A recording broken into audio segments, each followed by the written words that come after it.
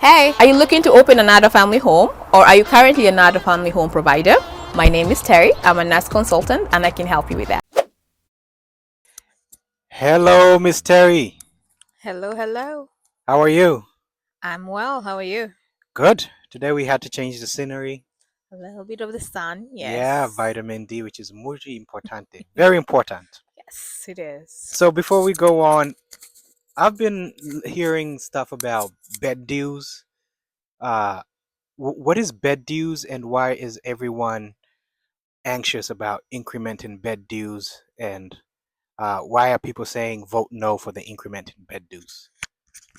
The bed dues. This is how much we pay to DSHS for the number of beds each home has.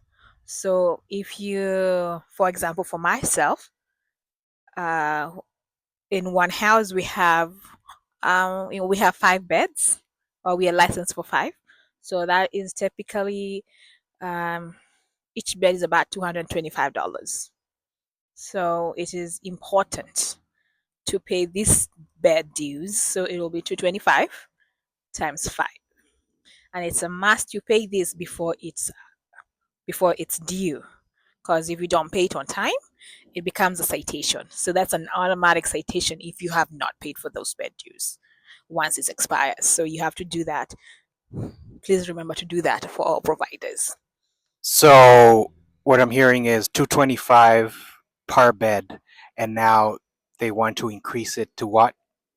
My understanding is they want to raise it up to 500, I believe, and 25 or 535 per bed. That's a lot of money. People forget that as adult home providers, we are not as big as assisted living or nursing homes. So it's very important for people to understand that, there's some misconceptions out there. Um, we do run businesses, we own the homes, and like any other business, there may be a profit, but we are not. It's not into the scales of assisted livings or nursing homes facilities. So when you're increasing that person's the bed limits, if that bed money is increased, it becomes a lot of, it will hinder a lot of us from making, you know lower our capital. I don't know how to explain it, but it will be hard because that's like doubling our beds. So one thing people have not known, or for those who do not know, is for each bed, that $225, we pay it whether it's full, whether it has a resident in it, or if it's empty. So we are not like other facilities that can waiver and decide, hey, these beds are not empty, so we won't pay for those. We, as other family homes, we don't have that luxury. So we pay for them whether or not we have residents. We in itself are already having to compete a lot with other facilities, hospitals, as in skilled nursings and other family home and assisted livings, just to keep our CNAs, our caregivers. So this increase would be really devastating to a lot of providers. Okay, do you have to be a adult family home owner to vote no, or anyone caregivers who are looking to secure their jobs can also go and vote no for this to happen for this? That I do not know, but I do know it's always good for the providers themselves to be involved in these things. So when it comes to a legislation person, it is up to us as providers to know, is this really, how important is this to me? How important is it for my residents? And how does it impact the amount of care and how I care for my residents? Interesting. So this is both advantageous for the not only the adult family home owner, but also to the caregiver because they're looking for job security. So by voting no or to keep the bed dues as they are means the adult family home owner does not have to struggle to pay the caregivers. So it's a win-win for both the caregiver and the adult family home owner. Very much. Yes, it is. It's a win for anyone who works in the adult family home industry. Interesting. All right, let's get into back to operations and compliance. Okay. So once the home is up and running, what are some of the biggest risks owners don't realize they have? Wow, what are the biggest risks owners don't realize they have?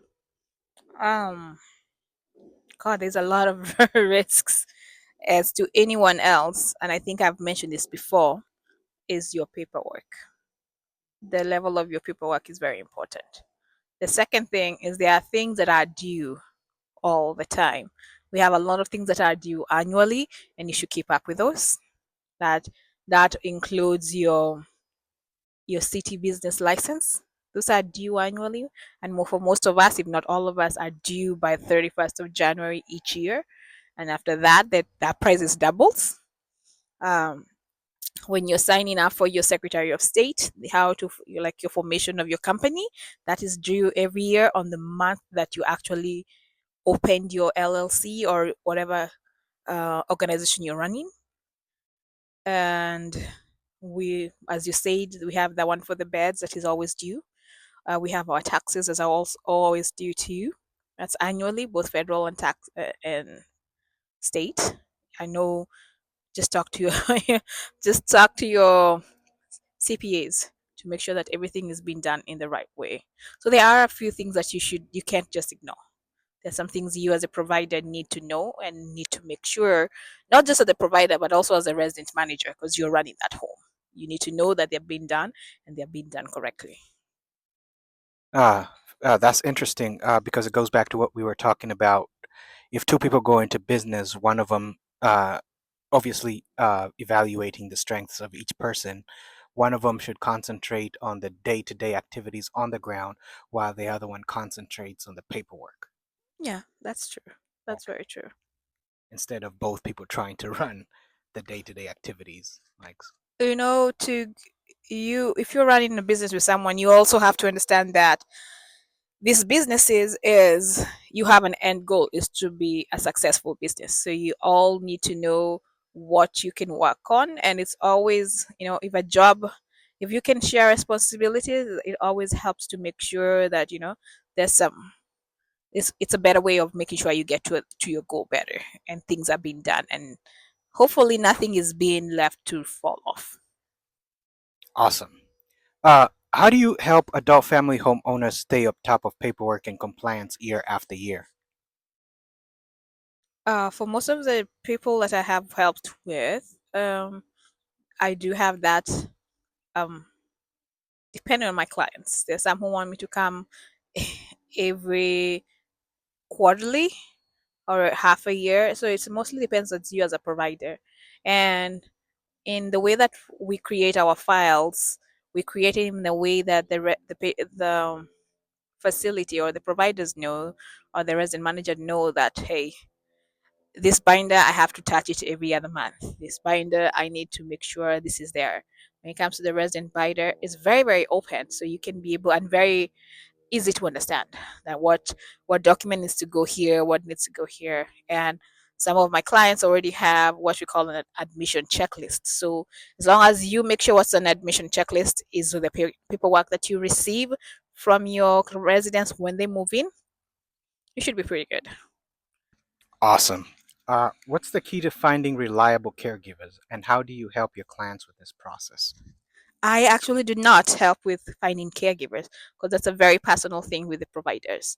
You have to take the time to teach to orient your staff. You can't just pick a staff and just expect them to know how your home is run. So it's very important to take that time to orient them. It's also very nice. It is okay. Some people, I know we're desperate, but sometimes not everyone will, in lack of a better word, click with your patients. So you have to make sure you're creating that home-like environment. And some people, for sure, are not going to be a good fit for them.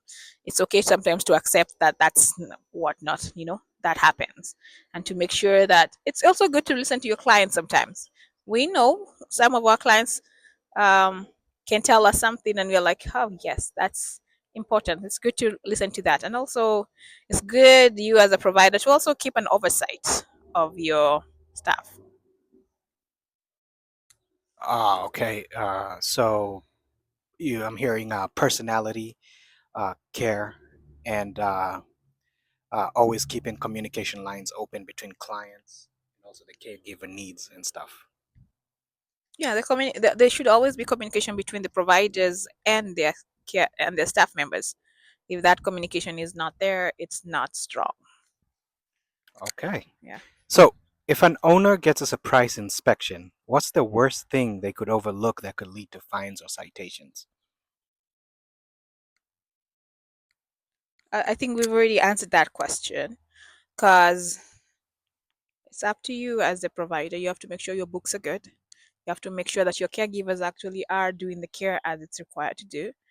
You have to look in your infection control, how your caregivers and you yourself as a provider are taking care to minimize infection control, or to make sure that there's no cross contamination, to make sure that your caregivers are actually performing care as it should be done, to make sure that your home is pleasant and smelling good.